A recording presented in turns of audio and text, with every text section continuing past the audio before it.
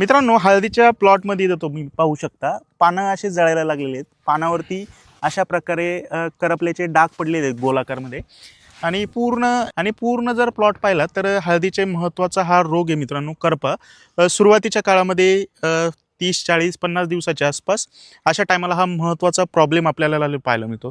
तर याला नियंत्रण करण्यासाठी तुम्ही कोणत्या बुरशीनाशकाचा फवारणीमधून वापर करू शकता, अतिशय थोडक्यात सांगतो। तर नमस्कार मित्रांनो, मी तुमचा मित्र विशाल सर्वप्रथम आपल्या या व्हिडिओमध्ये तुमचे मनपूर्वक सहर्ष स्वागत करतो। जर आपल्या चॅनलवरती पहिल्यांदाच आले असाल तर चॅनलला सबस्क्राईब करून घ्या। हा व्हिडिओ जास्तीत जास्त शेतकरी मित्रांच्या व्हॉट्सअप ग्रुपला देखील शेअर करा। मित्रांनो, करपा नियंत्रण करण्यासाठी आपल्याला उच्च दर्जाचे चांगले बुरशीनाशक वापरणं गरजेचे आहे। मी तुम्हाला 2-3 बुरशीनाशक सांगतो, कोणत्याही एका बुरशीनाशकाचा जर वापर केला, आता याच्यावरती एकदम जादा अटॅक आहे पहा। आता तुम्ही ह्या लाईनचा जर विचार केला तर ही लाईन पहा, पूर्णपणे जे पानं आहेत तर ते करपलेले आहेत खूप जास्त प्रमाणामध्ये, तिकडं सुद्धा तुम्ही पाहू शकता।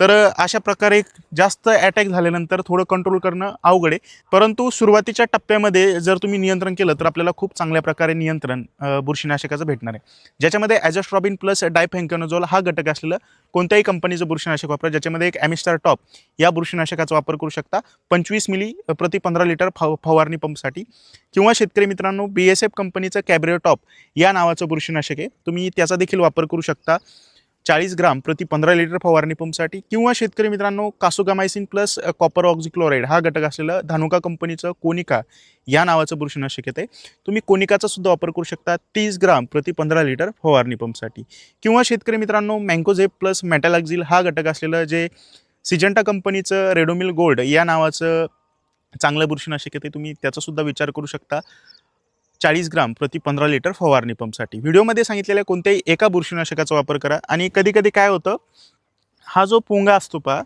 आपल्या हळदीचा, तर याच्यामध्ये आळी असते। आता कदाचित याच्यामध्ये इथं डाग पडलेला आहे, याच्यामध्ये आळी असू शकते। जर आपण पोंग्यामधली जी आळी असते तर तिला नियंत्रण नाही केलं तर काय होतं माहिती का, हे जे पान असतं तर याच्यामध्ये असे गोल गोल गोल गोल लाईनमध्ये जे काही आळीने पान खाऊन टाकते, तर ह्या अळीचं नियंत्रण करण्यासाठी आपल्याला एखादं अळीनाशक वापरणं गरजेचं आहे। ज्याच्यामध्ये तुम्ही इमामॅक्टिन बेन्झोएट प्लस नोहालुरान हा घटक असलेलं बॅराझाईड या अळीनाशकाचा वापर करू शकता 30 मिली, किंवा शेतकरी मित्रांनो जे इमामॅक्टिन बेन्झोएट 5% हा घटक असलेलं प्रोक्लेम या नावाचं अळीनाशक येते, तुम्ही त्याचा देखील वापर करू शकता 15 ग्राम।